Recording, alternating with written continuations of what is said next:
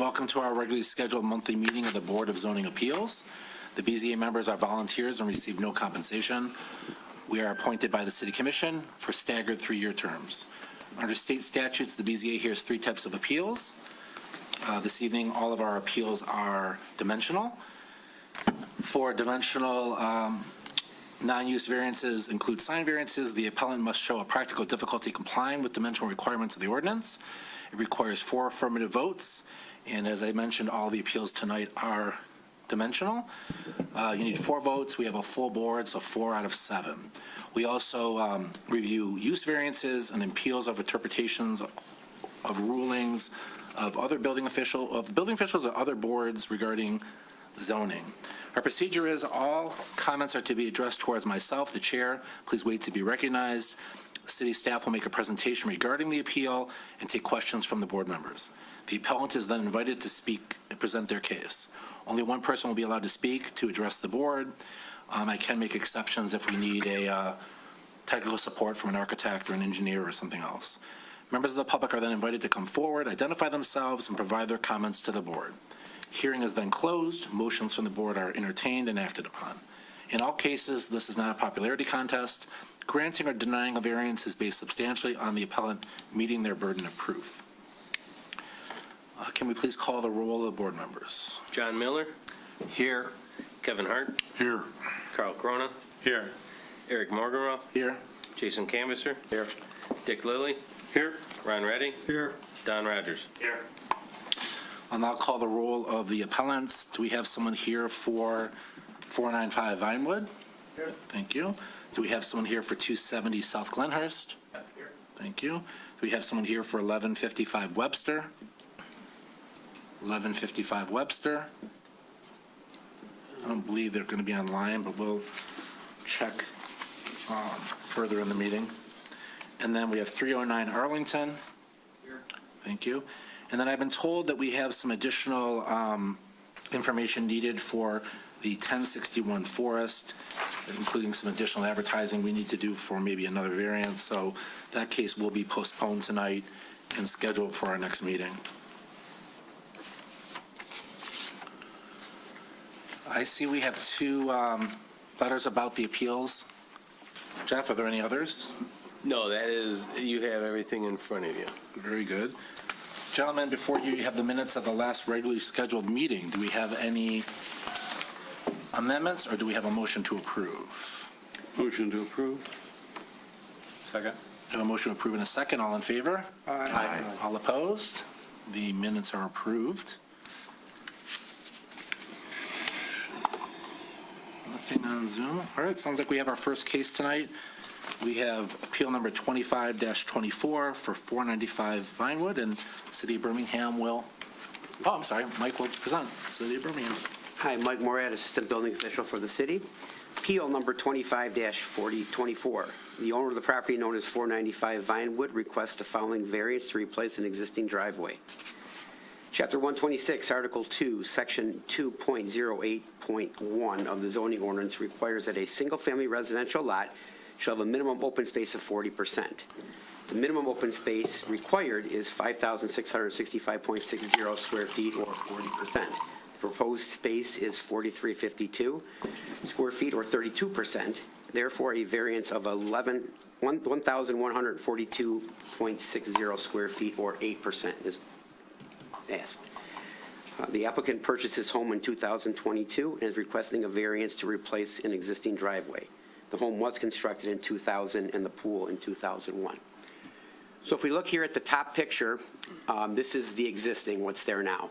All the green is the pervious area, and we're talking about this driveway right here. They want to replace just this driveway, the entire thing. The bottom picture shows what they are proposing, which basically is the same thing with the same existing driveway they want to replace. But they are proposing to mitigate these orange areas and turn them from impervious to pervious. So they are actually lessening the amount of impervious surface they have. But they are wanting to pour the exact driveway the way they have it now.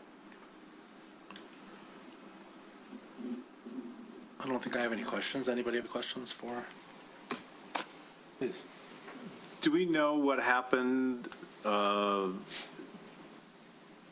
assuming in 2000 or 2001, it was compliant, and then something along the way happened? My guess is some of these areas got added in, either probably not permitted at the time. This is prior to these couple owning this home. Great, thank you. Mike, one other question. I was wondering, the area that is to the right of the driveway that drives under the kind of freestanding overhang, Yes. is that space wide enough for a car to fit? And is there any other purpose that that area serves that you can think of that would be a It reason does why? look like it's tight. I'm sure you could get a car through there, yes. I think there's a picture of the car. Is that the area? That area, but going around it. Oh, on To the other- right of other it, area. yeah. Just Completely wondered. scaled it at like 11 feet or something. Yeah, I couldn't tell. So that's wide enough to get a car through. Okay.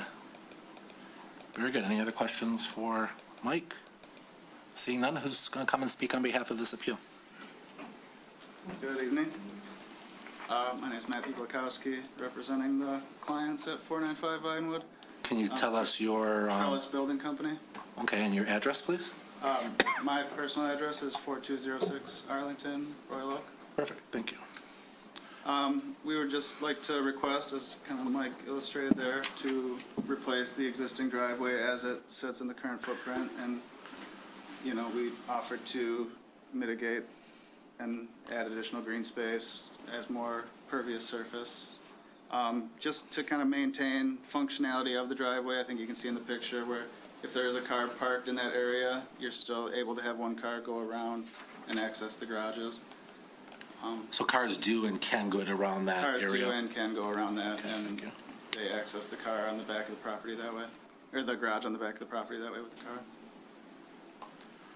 car. Based on the other board members' question, do you know what the history is of how this property was compliant and now it's over in terms of the, We Impervious? don't, they purchased the home a couple of years ago, and this is the driveway as it sat when they purchased it, and it's began to degrade quite a bit. It was an old stamped concrete driveway with some pretty gaping potholes in it now. and can you kind of tell us, besides the fact that, of course, the homeowner would like to replace what's existing, what is the hardship to not conform to the ordinance and actually find other areas that are not functioning, whether it be around the pool or the entire patio? Like, in general, if you're going to make such a large change, the ordinance requires you to be within the ordinance, and what you're saying is we're replacing it and don't want to make any additional changes. I hear there's mitigation, but are there other areas you could use to try to get closer to what the ordinance requires? I mean, the way the pool and the pool deck is laid out, there's not a whole lot of area. Obviously, with the size of the lot there's not a lot that's not house currently. So to maintain function in all of those outdoor areas, it'd be difficult to remove much hard surface. Very good. Questions for the appellant? No questions? Very good. Thank you. In the audience or on Zoom, anybody have a comment about this particular appeal that they'd like to come up and comment on? Seeing none, we'll close public comment. Gentlemen, Mr. Chair, sir, I'd like to make a motion, please. please. So I'd like to make a motion with regards to 495 Vinewood, Appeal 2524. I would move to approve. We have a pre-existing non-conforming driveway that clearly needs to be replaced by the evidence that's presented to us. I think because of the conditions applicable to this property, it's pre-existing non-conforming. The ordinance that's strictly applied wouldn't allow the appellant to actually replace a driveway that's in need of service. I think literal enforcement of the chapter would result in unnecessary hardship, i.e. they wouldn't be able to replace their driveway. I don't think granting the variance would be contrary to the spirit or purpose of the zoning ordinance, and obviously it would result in justice to the neighborhood by having a new good-looking driveway in place. I would tie this all to the plans presented us tonight, and I would move to approve. We have a motion to approve. We have a second. We have a second from Carl. Any discussion? Seeing none, we have a motion to approve. How do you want to do this? We can do a roll call, it don't matter. Okay, so can we please call the roll? Ron Ready, Yes. Carl Prona, Yes. John Miller, Yes. Kevin Hart, Yes. Jason Canvasser, Yes. Dick Lilly, Yes. Eric Morganwell. Yes. Congratulations, you have your variance.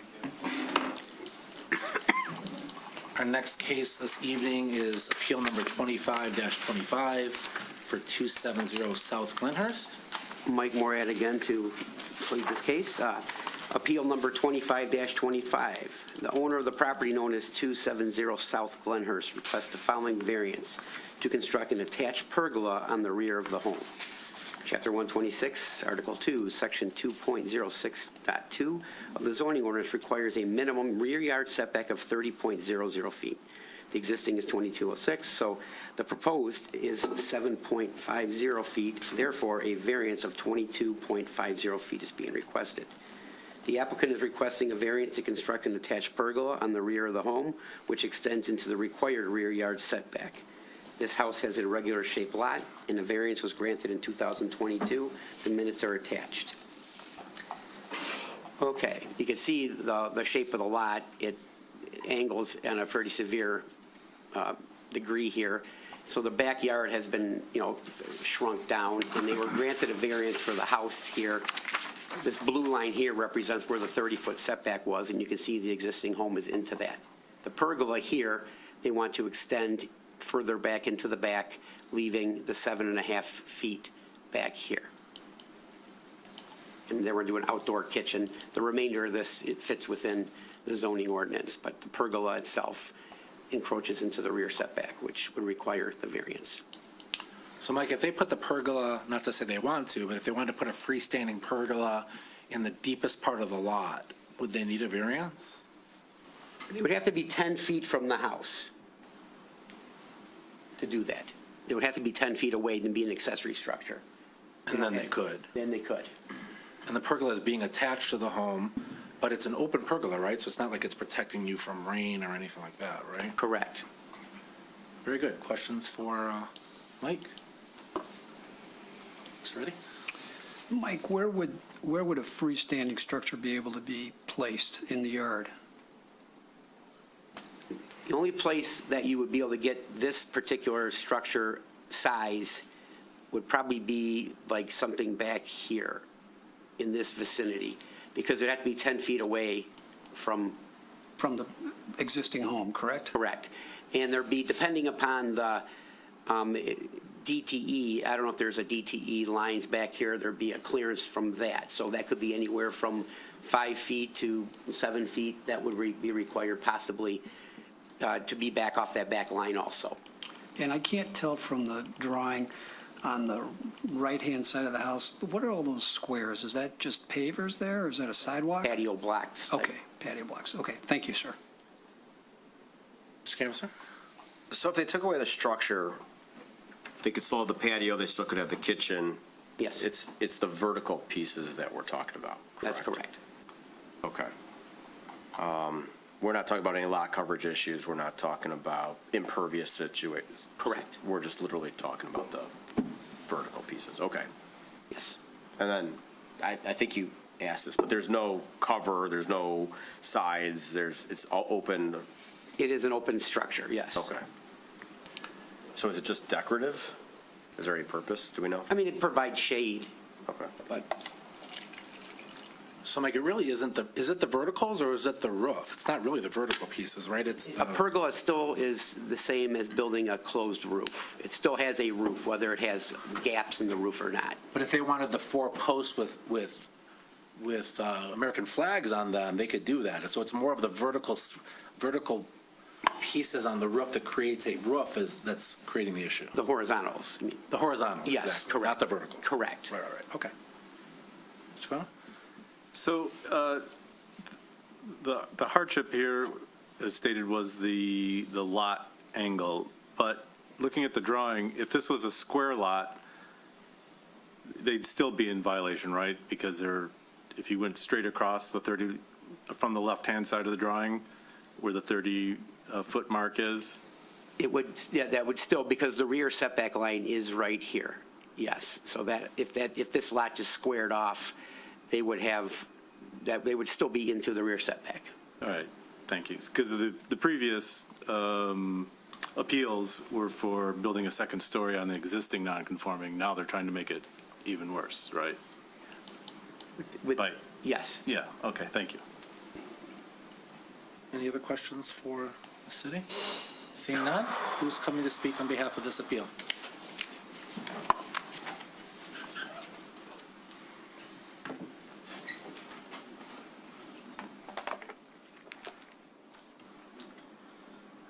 Good evening, members of the board. Thank you for the opportunity to speak tonight. My name is Jason Armbruster, and I am one of the associates for Great Oaks Landscape. We're located at 28025 Samuel Linden Court in Novi, Michigan. I'm here representing my clients, Damian and Jennifer Kavanaugh. We're requesting a variance from the rear setback requirements at 270 South Glenhurst. The hardship we're facing is that the lot is unusually shaped, as you can see, and due to the way the subdivision is currently platted. The house itself was constructed on a footprint foundation of the previous tri-level home, which does not conform with the current ordinances. Because of this, it's difficult to propose compliant structures that will work in the back of the property while meeting the full setback requirements. We have minimized the impact as much as possible from a functioning perspective, as well as the impact to adjoining neighbors. We have located the structure out of the only door that exits to the rear of the home, where the line is there, where the pergola is coming out. In addition, this is a tri-level home and comes with lower level and upper bathroom and bedroom windows to consider, which is on the left side of the pergola if you're looking at the house the way it is now. We've minimized the overall size to make sure that the layout's functional while keeping it in harmony with the surrounding homes. Granting this variance will not create any adverse impact on any neighboring properties. The lot to the north and west of the property is an irregular shaped lot as well, encompassing most of the portion behind my client's home. Basically, the whole rear of their house as well to the north, which is to the right of this design here, is all owned by one of the neighbors, Dr. Kenneth Bergman. The proposed structure will consist in scale and appearance with the neighborhood, maximizing distances between the neighboring houses. We've also spoken with, like I said, nearby neighbors, Dr. Bergman, who is the major owner that is surrounding my client's home, and also the neighbor to the south of them has basically said, we love what you're doing and would go forward with everything. We reviewed all possible alternatives, and this option provides the least disturbing to existing site features and maintains compliance with all other zoning requirements, including setbacks and lot coverages. We're committed to making sure the final project aligns with the intent of the code. And that's where we're at right now, if you'd like to have any questions for me. So do you have a scenario or any scenarios of a version of this pergola that does not require a variance? So the structure that we're having now, it does open and close. It's a retractable pergola. So the goal of the pergola was to that when they exited out of the home, that it would be covered if they decided to cook or barbecue when the weather was raining. I'm sorry, what was the question one more time? Is there a version you presented to your clients to create this covered space, relatively covered space, that did not require a variance? We did. We talked about, even when Mike mentioned like putting it up in the upper corner, and even with that variance, it still didn't work in the upper corner because it still doesn't meet the restrictions of what you guys have set for setbacks in the upper corner. And having it that far away just didn't make sense to go cook and to lounge and so forth, coming right directly out of the main house, which is where most patios are. You enter out of your back house and then you're entertained, versus walking all the way to the back corner of the file house just didn't work for them. So even if it didn't have a pergola and was just a patio, I would still be here having to request a variance because it doesn't follow the rear setbacks. So A patio, because it's not flat to the ground, or because, is there, it just doesn't meet the rear setbacks. Mike, is that accurate? I don't believe if it's flat to the ground, the rear setbacks. No, that are- patio could remain there without the variance. Right, so you could get the patio as long as you didn't have the horizontal structure. So either way, we're looking for the vertical structure to come out, and we talked about adding it behind the, just to the left of where it's currently sets now, but it would interfere with the viewpoints of the windows that are there, because it's a tri-level, so it has lower windows, it has middle windows. If we built the pergola structure anywhere there, the window, it divides your line of sight out of the windows with the pergola structure, so it just didn't make sense. Not just aesthetically, but it also then is, closer to the neighbor's yard. We centered the pergola structure basically in the middle of the yard to not disturb the neighbor to the north or to disturb the neighbor to the right. It just made the most logical sense. They also don't have any neighbors to the west of them. That is all double lots that the one neighbor to the north has purchased and is part of his property now. So when presented to my clients, it just, even as from an overall design perspective, made the most sense that it's where it's at. No, the aesthetics make sense. The challenge is it's an existing non-conforming house that needed a variance to Right. be built. And that's the difference. And now we're adding more structure in an area where structure can't be built. That's the challenge. I think that's why you're here. Yes. Other questions for the appellant? Mr. Canvasser? How deep is the pergola? So it stretches the span of the house, which is about 22 feet, and then it projects into the rear yard about 16 foot.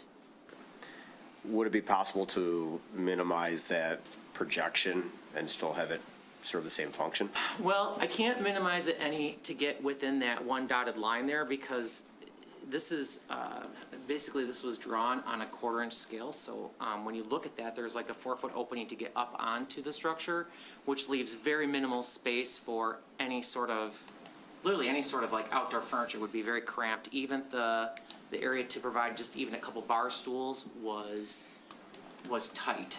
We minimized it as much as possible with the consideration of how we're going to be using this space, even with a sectional sofa or chair.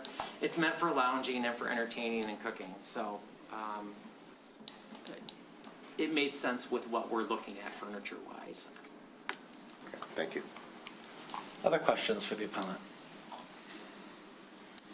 Seeing none, did you or your client explore previous requests for pergolas, either in cases where they exceeded lot coverage or they were in this rear setback from previous cases that we've had in the last 5 years? We did not research that.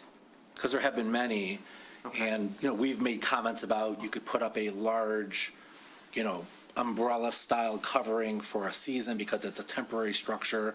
We've had people come in with awnings that project off of the roof, many other things, people that had medical issues and wanted coverage for sun exposure, other things like that. And things into the rear setback have been a challenge for us as a board. We've for had a long time. some experience with using like sunshades, umbrellas, so forth like that. It just doesn't provide the ultimate cover for the cook station as well as the lounging area. So by having the retractable pergola where it can open and close, they are ensured that their furniture is not going to get wet and they can still cook out there at any time. No, I mean, the function of it serves just as you're intending. It's just bigger than what the ordinance allows for. And when we look at a variance based on a practical difficulty or a reason, this doesn't have to be built. And so, the question is, why is it being built and why aren't we following the ordinance as everybody else that's required in Birmingham? So we have to figure out, is there some reason that the ordinance can't be followed? And the answer is it could be. It just isn't being chosen to because this is the ideal location with the ideal size, but not relative to what the lot will accommodate. That's a fair point, but when we think about how we're going to planning on using the space in general, we viewed it more as an expansion of their inside space because their inside space is also somewhat small. So expanding that out just felt like an extension of their home. It was trying to make it feel like it was a bigger space than what it really was. Not that we're just putting up a pergola for a random reason. They plan on using this space as more kitchen, more eating, more dining, more everything that's associated with that. I get it. It's a great design and it's beautiful. Just the lot doesn't allow for it, right? Very good. Any other questions for the appellant? Seeing none, thank you for your presentation. In the audience or on Zoom, anybody not affiliated with this appeal that would like to comment on this appeal? Seeing none. Gentlemen?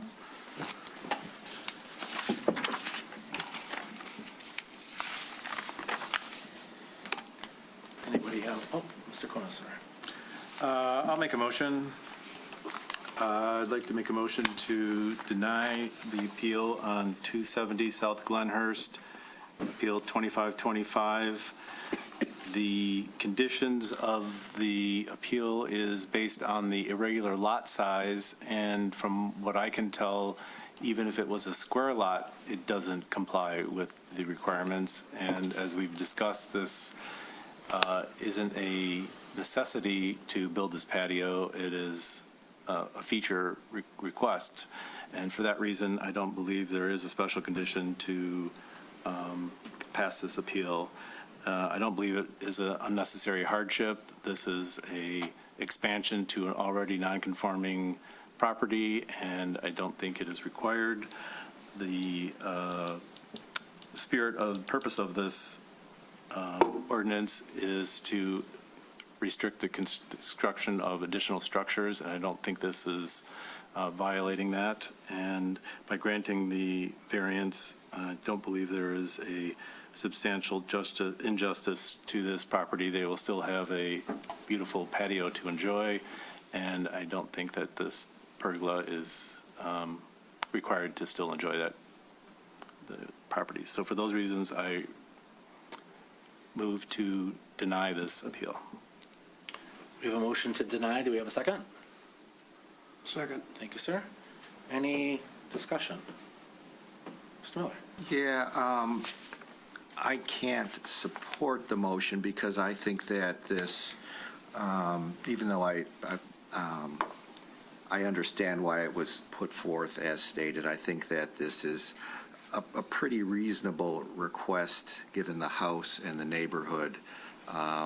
And again, the irregularity of the lot, it certainly wouldn't set any sort of precedent. So for those reasons, I would not support the motion. Any other? Mr. Hart? I think that this is a unique circumstance with the trapezoidal property geometry. The tri-levels and quad levels are really hard to deal with when you put structures in front of the stacked window, or where you've got like kind of like a half basement and half sill at grade type of configuration. So I see the challenge of trying to put it somewhere, like if we moved it to the south, it would be, it would remediate somewhat, but it's a very difficult property, and it's a very difficult house to add something like this to. And they should be able, I think they should be able to do something like this on this particular house, but seeing that as being kind of a unique circumstance, I will not support the motion. Any other comments? So I will support the motion. I agree that a lot has a challenging shape, but as Mr. Kona pointed out, even if the lot were not trapezoidal, they would still require a variance. And every lot has limitations in Birmingham, and the rear and front setbacks are fairly sacred to our ordinances. And this is an arbitrary meaning it's not a need. A trellis system in general does not provide anything but shade. It sounds like it might be a one that can be pivoted to be covered, but not every lot in Birmingham will allow for covered space. I live in a home where I don't have enough lot to do it, even though I would love to do it. I think it just comes down to the lot doesn't really accommodate it. It's an existing non-conforming home, so we're actually taking that existing non-conformity and adding to it, which also is something we tend not to support. And if the lot shape is not a factor when it isn't relative to if it were square, that a variance would still be required, that can't be a basis for me to decide that a variance is justified. So for that reason, I will support the motion. We have a motion to deny. Can we please call the roll? Carl Crona, Yes. Ron Ready, Yes. John Miller, No. Kevin Hart, No. Jason Canvaser, No.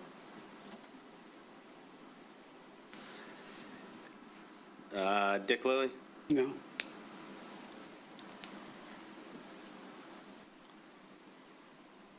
Eric?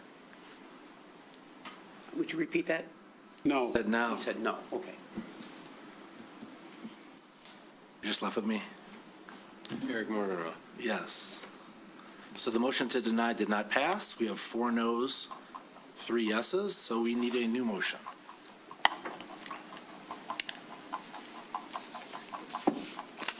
I'm assuming it's going to be you, sir, so go ahead. Motion to approve 270 Glenhurst, appeal number, what appeal number is it? 2525? Is that, yeah.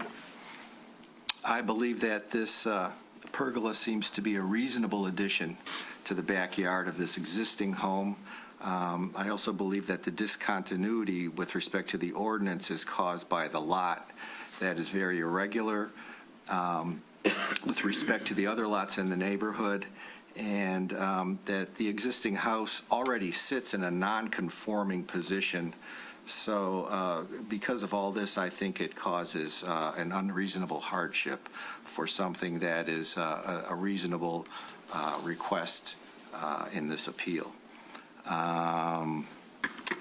I think that because of the special conditions applicable to the property in question, the provisions of the existing ordinance, if strictly applied, unreasonably prevent the property owner from using the property for this purpose that's being requested. Literal enforcement of the chapter, I think, will result in an unnecessary hardship in this case. And again, this is a very unique case. I don't think it sets any sort of precedent going forward. And granting the variance, I think will not be contrary to the spirit and purpose of the ordinance, and will result in substantial justice to the property owner and won't have any negative effects on the adjacent properties, as reinforced by the letter we also have received. And I would tie approval to the plans as submitted. Very good. We have a motion to approve. Do we have a second? Second. We have a second from Mr. Canvasser. I assume no discussion is necessary, so can we please, oh, you do have a discussion, please, Mr. I just want to make a comment. We have denied these in the past, the reason being that we did not want to set a precedent for this. The applicant still would be able to use the patio without any issues or asking for a variance, and those are my concerns why I'm not in approval of this particular motion. Very good. Mr. Canvasser. Yeah, I could go either way on this one, and just to be clear, we're not setting a precedent by making this decision. This is a unique situation with the lot, and we look at every case on a fact-by-fact, case-by-case basis. To me, the fact that they could have a patio, they could have pretty much whatever they want. We're talking about open structures. I mean, if this is enclosed structure, I think it would be a different analysis. Lean me maybe 52-48 in favor of this, but again, we're not setting any precedent here, so I'll support the motion. Yeah, I mean, I get your point. I just want to comment. The city sees these pergolas as a completely covered structure. That's something that can be debated with the city commission. I think we've always had that discussion. Is it really a structure? If it doesn't have a real roof, it can't protect from rain, even though this one can pivot. So I get your point. I'm trying to be consistent with other decisions we've made, and that's why I will not support the motion. We have a motion to approve. Can we please call the roll? John Miller? Yes. Jason Canvasser? Yes. Kevin Hart? Yes. Kyle Corona? No. Ron Redding? No. Dick Lilly? Yes. Eric Morgenroth? No. Congratulations. You have your variance. Yep. Enjoy. Do we have someone here for 1155 Webster? Thank you, sir. So our next appeal is 2526 for 1155 Webster. Your turn. Okay, thank you. Yeah, thank you. Andrew Erickson here to present appeal number 2526. The owner of the property known as 1155 Webster requests the following variance to construct an addition to the rear of an existing home. Chapter 126, Article 2, Section 2.10.1 0.2 of the zoning ordinance requires that no side yard setback shall be less than 5 feet. The existing is 4.70 and the proposed is 4.50 feet on the west side. Therefore, a variance of 0.50 feet is being requested. The applicant is seeking a variance to construct a rear addition to an existing non-conforming home that was constructed in the 1940s. Can you just kind of outline for Sure. everyone's paying attention where It's this? right here. Yeah. This is the side here, that's the 4.50. I'm sorry, it'd be 4.50 feet. This is that setback side here. And then it abuts a commercial property. What's the highlighted yellow area on the back or the top? Or is that just my eyes thinking it's highlighted yellow? Yeah, right there. What's He that? has So it's something. yellow. Does that have anything to do with the variance? No. Just to distract us from the variance? This yellow area? It calls out the setback. All right, very good. Questions for the city?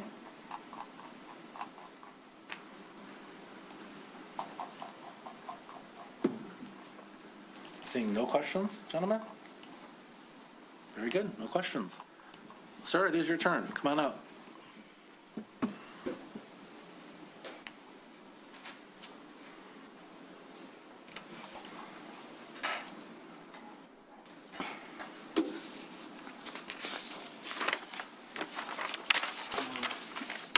Chairman of the Board of Appeals and members of the Zoning Board of Appeals, so thank you for reviewing the variance I'm requesting. So Could you just tell us your name and your address, please? Larry Bertolini, 1275 Webster. I am the architect for Lori and Byron Woodard. They've lived in this residence, owned this residence quite some time, and they'd like to have a one-story use of their space and add a great room to the back. And you can maybe go to the slide showing the floor plan and see the existing to the left and the addition, showing the kitchen, the great room with the kitchen, an island, and some seating for entertaining. Part of the problem we've came across was a portion, 7.5 feet of the back portion of the house did not have adequate foundation, so we'd like to demolish that and extend the bedroom. And beyond that, go 23 feet. This is a unique circumstance, in our opinion, that the lot setback line tapers from the front of the house to the back. So if you're planning on aligning the house and avoiding jogging the addition, can we look at the elevation, please? So this is just going to be it's basic box for the addition. And so again, the bottom right elevation, if you can scroll a little bit further, shows the wall that is about, I think, around a 3-inch at the right side of the line, and it turns out to be roughly 6-inch variance. That also allows a little bit of play from the survey. The survey recommends not to be exactly on the, in case of some, you need some tolerance, but the intent is to align it with the existing house. To the west of the house, there is I'm sure you've all visited the site, but there's a commercial building, so it doesn't really negatively affect that neighbor. And we feel that this would be the simplest and most desirable way to add an addition to the house. Again, when you look at the floor plan, it does not allow for a lot of social space or public space for having guests over. And so it's an important aspect of the house that the owner would like to be able to enjoy.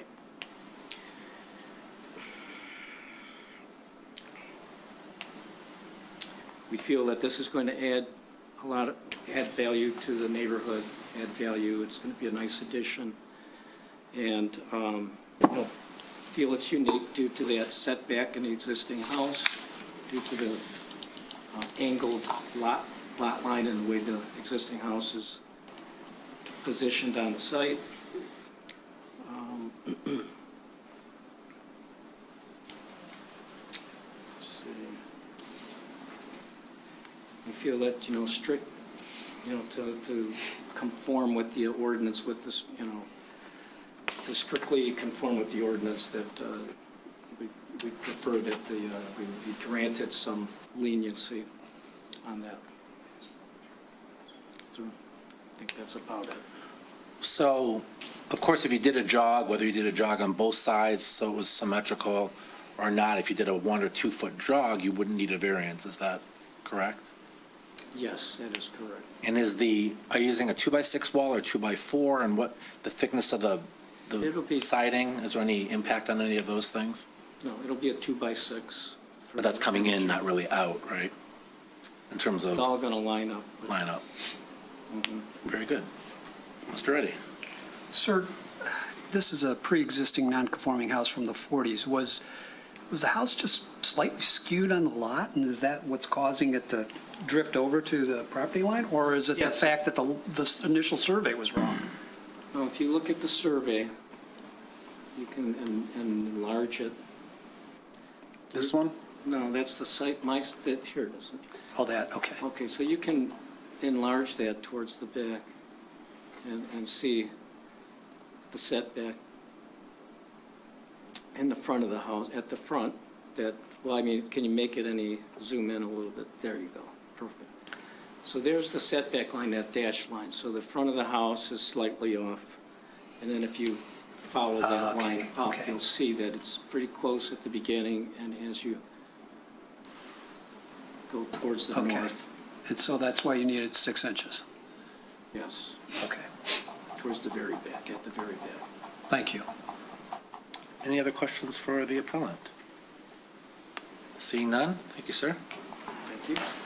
In the audience or online, does anybody have any comments about this particular appeal that they'd like to mention to the board? Seeing nothing online, nothing in our audience, we'll close public comment. Gentlemen.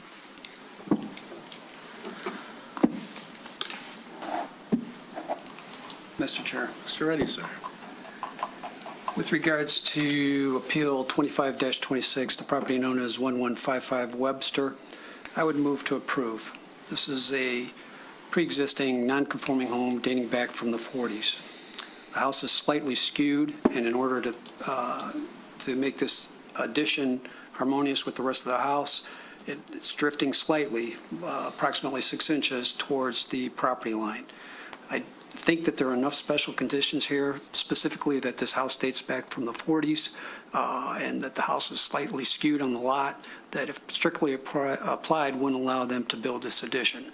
I think literal enforcement of the chapter would, in this particular case, based on the circumstances, result in unnecessary hardship. I think granting of the variance would not be in contrary to the spirit or the purpose of the zoning ordinance, and I do think granting of the variance would result in substantial justice to the property owner and the property owners in the area. I would tie this completely to the plans as presented us tonight, and for those reasons, I would move to approve. We have a motion to approve. Mr. Miller had a second. Yeah, and a comment. I would also like to add that I don't believe that there would be any negative effect at all on the adjacent property, which is a commercial parking lot, which is directly adjacent to the requested appeal. Very good. Yeah, did you tie it to the plans, Ron? didn't. I did. Yeah. Okay. Any other comments about the appeal? Oh, excuse me, the motion? Seeing none, can we please call the roll to approve? Ron Redding, Yes. John Miller, Yes. Kevin Hart, Yes. Carl Crona, Yes. Jason Canvaser, Yes. Dick Lilly, Yes. Eric Morgenroth. Yes, congratulations, sir, you have your variance. Thank you so much. Yep. Final appeal for the evening is 2527 for 309 Arlington. Andrew Erickson here to present appeal number 2527. The owner of the property known as 309 Arlington requests the following variance to install a generator in the side yard. Chapter 126, Article 4, Section 4.30N1 of the zoning ordinance requires the placement of standby generators shall be limited to the rear open space only at a location that is 5 feet from any principal building or accessory building with habitable space in the rear open space. A proposed side yard location is being requested. This was a new home constructed in 2023. There was an interior renovation that was completed in 2025. The applicant is now looking to install a generator to the home and is seeking a variance for location in the side yard. Mr. Redding, excuse me, Mr. Canvasser, please. Yeah, in the applicant's letter, it states that during the permitting process and beginning of construction in February 2023, the generator location was allowed within the side yard setback. During construction, the building contractor installed the electrical panel, electrical conduit, and gas supply to the generator located within the side yard setback on the north side. They were tested, and then the electrical and gas were tested, inspected, and approved. Do you have any insight as to?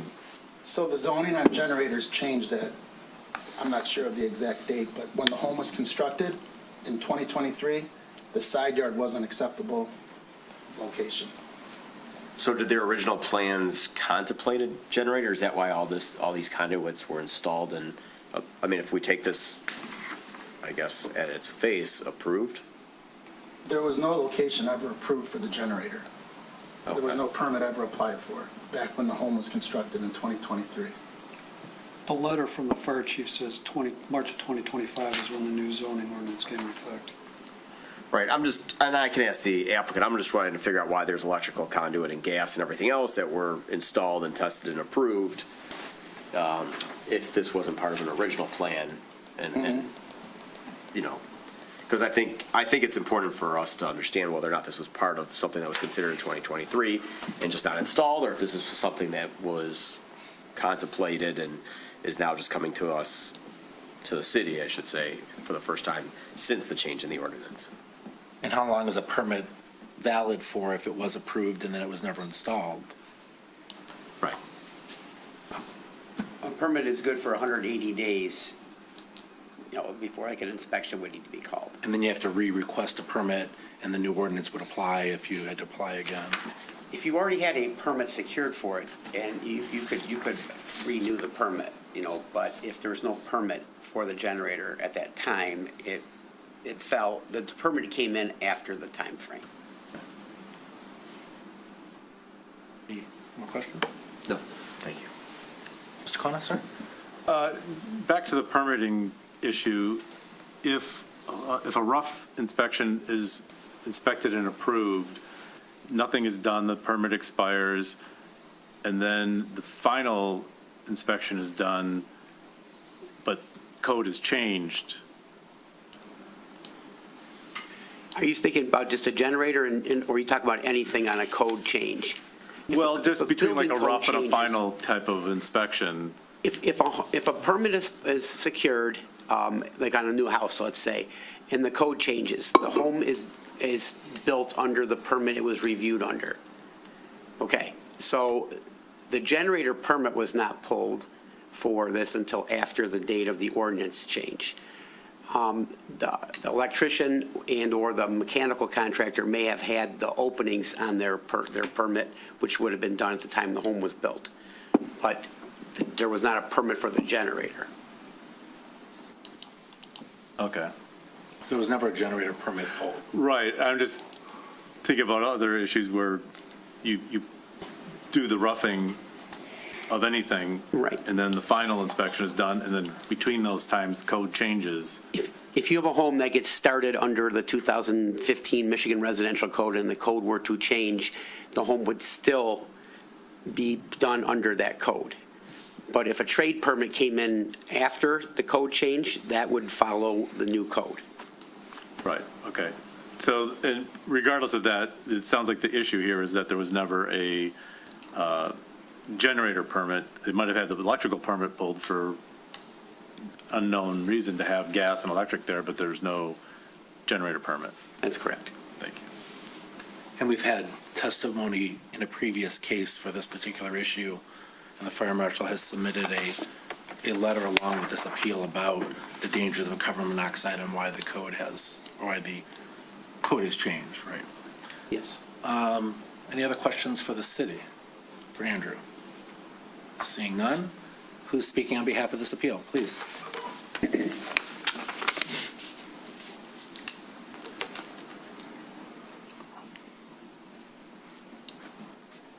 Good evening. My name is Mike Yeager. I'm from Skillform Architects. We're located at 460 Hilton Road in Ferndale. I'm accompanied by Andy Race from Thomas Siebel and Associates as well. So just for a second, only one of you can speak on behalf of this case. So if you're standing there to support him, feel free, but you won't be able to testify. Right. I'm going to have Andy speak because he's got more history on this than. So you're going to choose to have it be him in total? Right, correct. Yeah. Very good, come on in. I probably have to defer to Mike as well. My name's Andy Race from TSA. This house was a spec house. Give us your address too, please, for TSA. 35990 Woodward. Perfect. In Bloomfield. So this house was a spec house. It was built by Great Lakes Building Company. And back when it was built, a gas line was run to our generator location. When the homeowner bought the house, they assumed that's where the generator was planned to be. Anybody would if they looked at that and they looked at the electrical panels in the house. So once our homeowner bought the house, Artie White, the electrician, pulled a permit that said electrical work and generator. 30 years of working in the city, they've put generators on alongside the house for years and years. So they pulled a permit. They had electrical underground inspection done for the conduits going to the generator, which I have the tag in my phone. It was approved. Then when we went to pull the gas permit for the generator, Andrew caught it, flagged it, and called me and said, hey, it's an issue. It can't go where you're proposing to put it. In the meantime, the homeowner and us, we assumed it was allowed to go in that position, and we landscaped the entire yard. So there's hundreds of thousands of dollars of landscaping that went in because we assumed the generator was good to go where the gas line was, where it was inspected and approved years ago, and where the underground was approved by the city. And we're not trying to throw anybody in front of the bus, but we're just trying to say, we feel like we're caught up in the transition of this rule. Even the inspector didn't catch it. So the underground is all in place today, and the panels are there, the gas line. So now we're in a pickle because if we put the generator where it's allowed to go, it's cutting right through extensive landscaping. Right, and it sounds like, from what I'm hearing, that the actual permit for the generator was submitted and pulled after the ordinance changed, and regardless of what was on the intended plan from the original submissions, those were old, and if there was never an original generator permit submitted and approved, and then maybe extended if it had to be extended, that you're under the new ordinance. And so the new ordinance, according to the fire marshal, has to do with safety, has to do with carbon monoxide, has to do with, as you know, the ventilation and the ability for carbon monoxide to penetrate the homes. And as a board, the liability over modifying landscaping or cutting a tree down or whatever is necessary, I don't know how it impacts it, is hard for us to look at it and say, it was implied you could do it, so let's forget the ordinance. Well, one thing I'll say is I sat here tonight and I thought about it, and I know we're not there, but Bloomfield Township were required to put them within 3 feet of the house and on the side of the house for the last 35 years that I've been working there. We are not here to change the ordinance. That's the city commission and the fire marshal. We're just here to enforce the You know, ordinance. our owners disappointed that for years and years, there was no special generator permit required. We put it on our permit application. It got approved on our permit application in June. It got inspected and approved. They're off. The generator conduits, the underground generator conduits. So our question is, why is an inspector out there inspecting them and approving them if that's not where it's allowed to go? It's a valid question. And then, you know, that it gets approved, and we're out there with 20 men landscaping for weeks and weeks and weeks. Right, so I'm sure you were told the criteria for which you have to appeal, right? Well, what is the practical difficulty? Why can't you abide by the ordinance? It sounds like you're saying we did a lot of work and we shouldn't be forced to redo that, and that's more of a discussion with the city than it is with us. But is there a reason why you can't move the conduit, adjust the landscaping, and put the generator where the ordinance allows? Well, we would have to open cut the yard to get the conduits in and the gas lines in, and we would lose the trees are as big as this ceiling in this building. So we'd be cutting right through trees with machines. All right, let me see if there's other questions from the board members. Mr. Canvasser? Yeah, I have a couple questions. And this may go back to the city. So if I'm looking at the map correctly, is the generator 5 feet from the, I don't know what room, it looks like it's like an alcove, right? Like is it 5 feet from one wall but up against, what is it? I can't tell there. Like it's 5 feet here. And is it this measurement that's the, You might have a screen wall that looks just like arrows. just trying to, Measurement arrows? yeah, can you go back, yeah, right there. Can you zoom in on that? 73. Is that better? Yeah, so so that yellow blob is the proposed generator, correct? I believe that might be the pad of the generator. Okay, which is 5 feet from whatever that wall is measuring 33.29, correct? On the left is the garage and on the right is the house. Okay, so it's Or is 5 it feet east? from the house, correct? Correct. And is it, so is the variance not from the house but from the garage? I believe it's the rear Yeah, it's from the rear of the house. So what's the measurement there?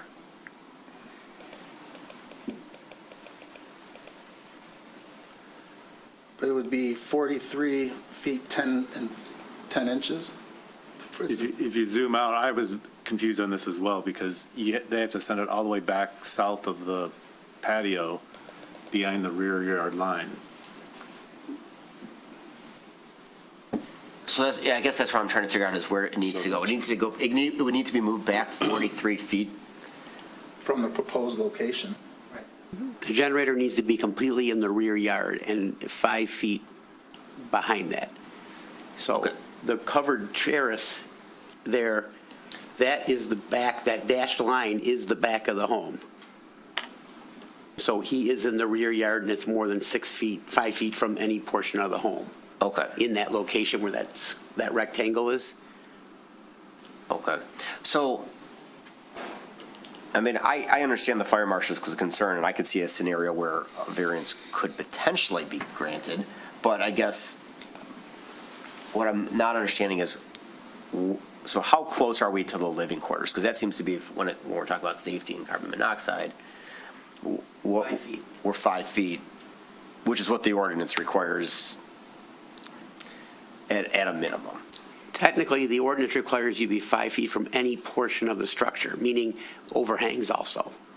So I'm assuming there's an overhang on that. So technically, where that exact placement is not 5 feet from any portion of the structure.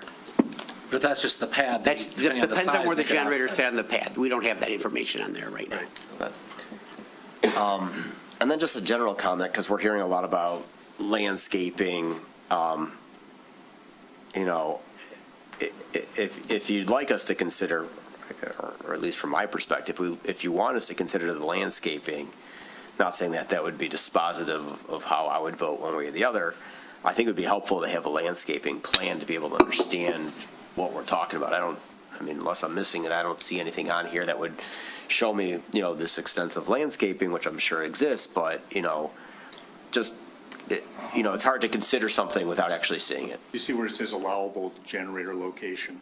Yeah. There's a semicircle of 4 rows of arborvitaes and cedar trees there that are probably 10 foot tall. So there's like 4 layers of landscaping for privacy. Sure. My point is, though, we don't have anything in front of us. I don't have any pictures. I don't have any plans. Well, that isn't the only location, right? That's the closest point from the structure. It's anywhere along that dotted line. But I'm guessing if you have 4 layers there, you have 4 layers across It's the packed entire all the way break. across the backyard. Yeah. Just for clarification, if you moved it to the south this way, along that dotted line, you would have to go back further? Because when you're by the covered terrace, that's still part of the primary residence, you'd have to be 5 the feet 5 from feet that. from any portion there, Right. just for information's sake. I mean, I would think in general, you'd like the generator as far from the house as possible, just for the noise that it creates, but that's just my personal, that's not necessarily mean they have to do it. Let's see if there's any other questions for the appellant. Any other questions from, please, Mr. Hart? Yes, thanks, Mr. Chairman. The ability to, some of the newer directional borings and everything, have you thought about what that would take to run gas line using a directional boring from the outside? So we would be in the middle of the driveway with a boring pit, and, yes, we do directional boring a lot, and I know what the costs are involved with that as well. Yeah, I can imagine, I know. But you're saying the driveway, if the gas... We would have to cut a boring pit into the driveway, and so we would lose part of the driveway, which it wouldn't then look patched. It's a brand-new driveway. Then we would have the cost of the directional boring, which is... But I was thinking from the allowable generator location to the gas, I'm assuming that's the north side of the living space. Could the gas line it's not going to matter whether, you're not going to have to go all the way to the street. You could go from the existing gas location to the new allowable generator location with the See where in directional the boring. yellow it says 9.11 or 9 foot 11? That's where the gas is stubbed out of the house. Right. So we would have to directional bore from that 9 foot 11 to the new generator location. So it wouldn't affect the driveway then? We have to dig what's called a boring pit to do directional boring. So you have to dig a hole about the size of a car so you can dive the pipes into the bore. So it's the price, directional bore would be about the price of a small car. My experience is you can directional bore without a directional, we pulled the gas copper lines and without having to do that, and then even PVC. So We do it once a month. For 30 years, I've done directional boring with Corby. well, there's this kind of new stuff, but I mean, I've seen it done. Yeah, we've considered it. Okay. It's cost prohibitive. Yeah. Thank you. Mr. Hart, are you? Yeah. Mr. Reddy, I saw your hand. So one of the purposes of this ordinance, at least in my mind, is they don't want it in the side yard because of noise, is the other issue. I mean, first of all, we got the fire marshal saying it's a bad idea, but then the other issue is the noise. My house, the generator is right there and the thing is noisy. And so, I mean, I think that's one of the reasons, it's not my neighbor's generator, but the bottom line is, I think one of the reasons that the ordinance is in place is because of noise. So I would say a lot of the communities, I agree with you, they force us to keep it inboard from the neighbor's property line so the neighbors aren't suffering and the owner of the generator is suffering. So it's their problem. Yeah, with air conditioners and generators. Yeah. Correct. And a lot of the cities were forced to do like decibel readings at the property line so the neighbors aren't suffering from our generator. And I understand the reason for the, for the new ordinance. Part of me asks the question, the fire department must be getting these calls from the alarm services. And part of me asks, can we just simply turn that notification off? We do have, and this is a unique situation, but we do have 24-hour security at this house. So it's not like an alarm service is going to be calling the fire department. I mean, I don't want to speak on behalf of the testimony from the last case we had, which I think was last month or the month before, but from what I recall, and we can look in the minutes, there was discussion about the fire people having to go in with respirators to pull people out of homes that had passed out from carbon monoxide, and that they didn't even want to send people in the homes for that danger. So I did not hear about, unnecessary calls that's taking up time for other emergencies. I heard life-threatening potential for city employees as well as homeowners. So again, I'm not here to testify on their behalf, but that's my recollection of what was stated. And in our history of our board, cost impacts of having to redo things because of changes of ordinance or new ordinances has never been a factor for us providing a variance. This, cost, even though obviously it's an impact for your client, is not a factor we consider in approving a variance typically. I saw Mr. Conan, I'll go back to Mr. Canvasser. Two questions, one for the appellant. You claim that you had a permit for the electrical for the generator, or it was just electrical and it was assumed it was for a generator? No, so R.D. White is the electrical contractor. They're a big residential electrical contractor that's worked here in the city probably every day for the last 35 years. They have probably installed 200 generators in your city. Historically, all they've done is filled out an application that says generator. So that's what they did this, I want to say June. They filled out an application that said miscellaneous panel work, adding low voltage at different locations of the house, and adding a generator. They received a permit. Then they installed the conduits to the generator location in the yellow and got the green tag or approval in that location. So at that point, on our end, we're doing studies with the gas company, getting the meter sized appropriately. We're landscaping, full tilt, steam ahead, thinking everything's good. Nothing flagged us, did anything different until we went to pull the gas permit, and that's when Andrew called me and he had caught it. Okay, thank you. So for the city, the previous code was to have it at least 18 inches away from the building. Is that correct? 5 feet. No, prior to the 5 feet, because that changed, right? No, the manufacturer's specifications say 5 feet from any windows, and then whatever the working distance was on the generator directions. Right, windows, but from the building itself, it was shorter than that, wasn't it? I think 18's if there's no windows. Yeah, or okay. openings. So it's moved to 5, and then now it's not just 5, but it's also 5 and the rear? Correct. You need to be in the rear open space. So those both change at the same time? Yes. Okay. So, and the other reason I'm asking these questions is it sounds like the appellant was approved and eventually found that the gas was the flag for this issue. But in the code, it also states that non-conforming standby generators may be continued to be maintained and provided. So the generators that are already installed and in violation can continue to be there unless it's deemed by the fire department to be, a hazard.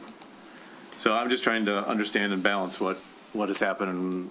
They're still providing the 5-foot distance, but we're not at the rear side, rear setback of the yard. I mean, it sounds like Mike is saying it has to be 5 feet from structure, so if there's a 8-inch overhang, and again, this is the pad, not the generator, so maybe the pad could be expanded or it could be moved. But if the permit submitted for the generator is dated after the change of the ordinance, then it's only the rough ends that were put in, but never a generator permitted. So I guess it is kind of a gray area is what we're saying. Right. Mr. Camp, oh, sorry.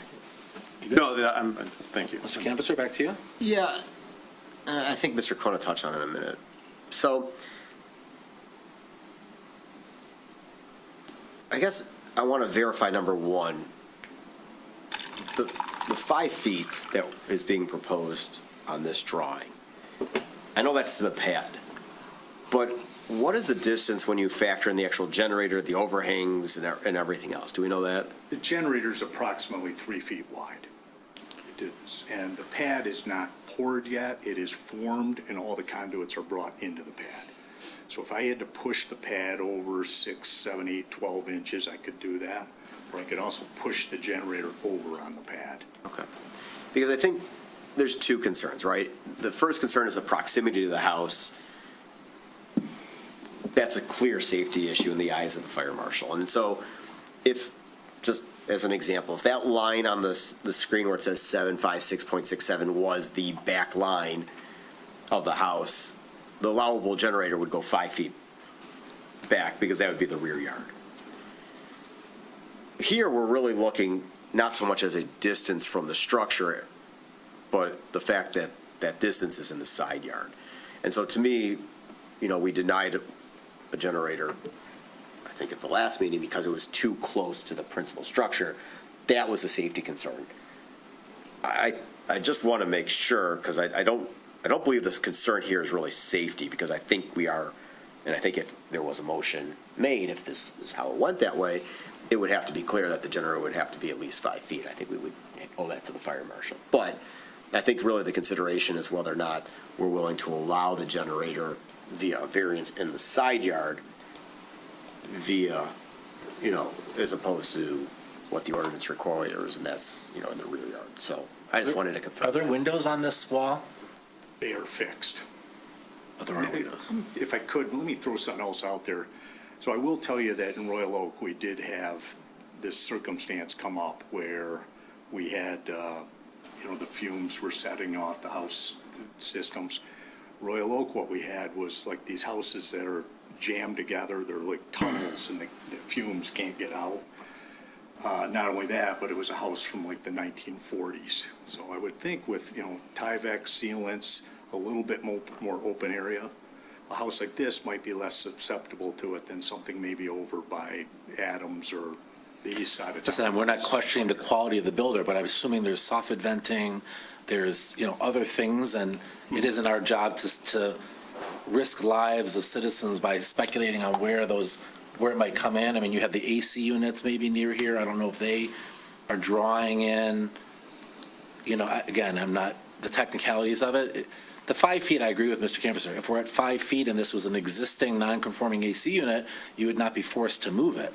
So if we consider this existing because we believe the permit was properly submitted and approved, but the generator was never put in, then I could see one arguing an appeal that would say we approve based on an existing non-conforming ordinance for an existing AC unit, if that's the argument.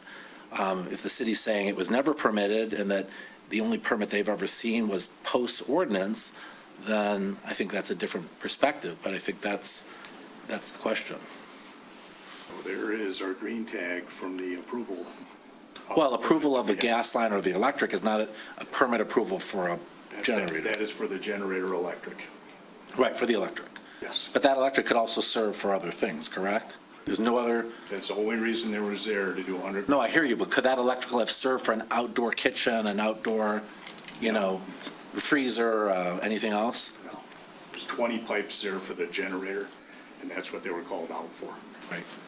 I hear what you're saying. I'm just also hearing the city say there was no permit approved prior to the new ordinance for a generator specifically, even though you're saying that the permit process was different then than it is now. Our permit was approved after the ordinance. It was approved in June. Right, after the ordinance changed, right.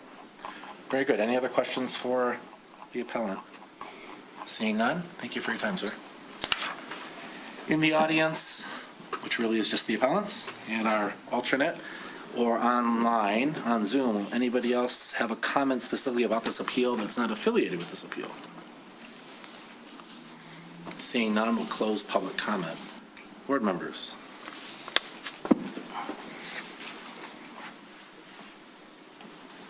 Mr. Miller, sir. I would move to not approve 309 Arlington. I understand the particulars and difficulties of this situation, and I went through somewhat similar situation myself with my generator, but I think the problem here is if we approve this, we would need to overrule the combined recommendations and restrictions set by the City of Birmingham, the generator manufacturer, and the Birmingham Fire Department. And these guidelines are based on safety issues. And for us to assume that liability is beyond me in terms of being able to approve this request. And again, based on the safety issues for the homeowner and for the adjacent homes. So again, I believe that this is well beyond the reasonable hardships that this board can even consider, let alone approve. And again, it's all based on safety. And if there were to be a situation, a safety situation with this generator in this home, and we had approved something beyond the recommendations of the city, the manufacturer, and the fire department combined, I think that that would provide a very difficult and dangerous situation and a dangerous path for the board to go down. So for those reasons, I would turn down this appeal, and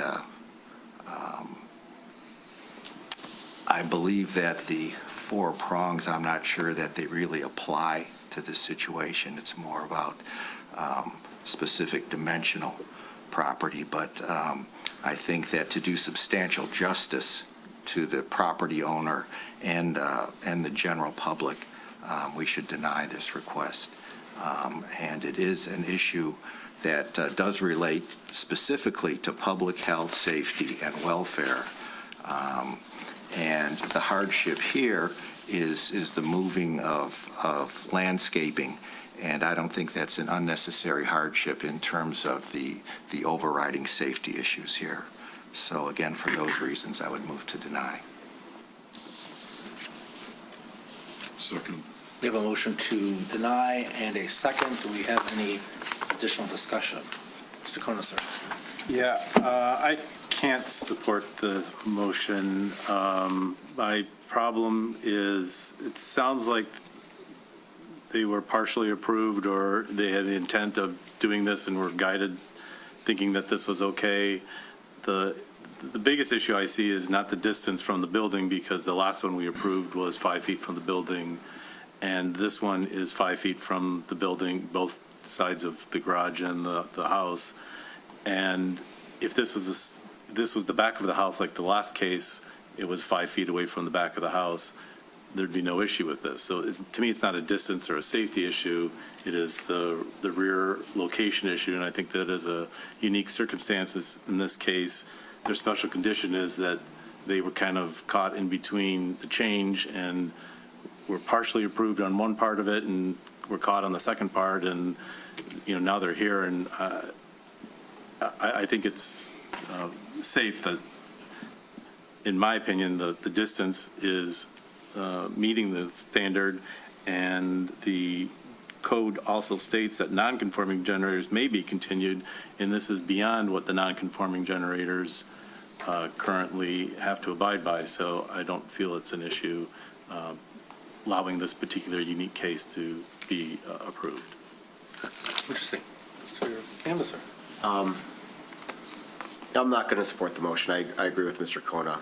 I don't believe this is a health, safety, and welfare issue, because the placement here is 5 feet from the principal building or accessory building, which is what the code requires.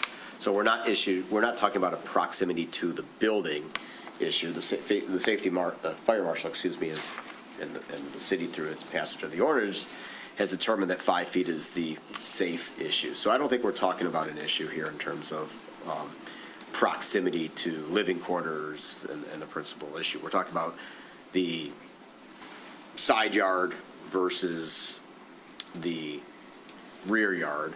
I think the fact that there are green cards that have generator electrical on them, tends to lean in the applicant's favor here. Certainly, I think they were justified in relying on those green cards in terms of proceeding with this project and the fact here. And, I think there also could be argument that they're caught in no man's land here in terms of how this was built and how this thing progressed during the course of a change of an ordinance. But ultimately, because we don't have a safety issue as determined by the distance, I can get behind putting this in the side yard. So I will not approve the motion. Mr. Rennie? I'm going to move to approve. I mean, we've got the fire marshal saying he does not recommend that we put this in here. Now, I don't see how we can overrule what the city's expert says with regards to this. I understand all the arguments that have been made. I understand these modern generators are perhaps different than what we've seen in the past, but I'm going to I agree with approving the motion simply based on the fact that we have our city expert telling us not to do this. So I'm going to support the motion. I feel as if you want to submit a permit in a particular time when you're submitting and you show a pool on the plan and you show a pergola on the plan and you show a generator on the plan, that doesn't necessarily lock you in to installing that where it's at unless you actually do the work. And because the appellant and the city says this application was put in after the ordinance changed, and we have the fire marshal recommending this particular new ordinance, and the generator isn't installed, so it is not an existing non-conforming situation, I can't see any other way but to support the motion. So from my perspective, I will support the motion. We have a motion to deny. Can we please call the roll? John Miller, Yes. Kevin Hart, Yes. Carl Corona, No. Jason Canvasser, No. Ron Ready, Yes. Dick Lilly, Yes. Eric Mormorell. Yes. Your motion's denied. Sorry. As I mentioned previously, the fifth case will be postponed, so we are done with our appeals for the night. Do we have any other business, Mr. Zilke? No, we do not. Very good. Anybody in the audience or online like to speak on behalf of anything not on our agenda tonight? Seeing none? I have a question. Please. Is our regular meeting next month going to happen the same Tuesday? I know this one was changed. I think next month. Are we still second Tuesday next month? Second Tuesday is Veterans Day. I think it's the third Tuesday, to be honest. It is on the 18th. It will be the third Tuesday. Third Tuesday next month. You send us an email? I will send you an email just to follow up. All in favor of adjourning? Aye. All opposed? We are adjourned.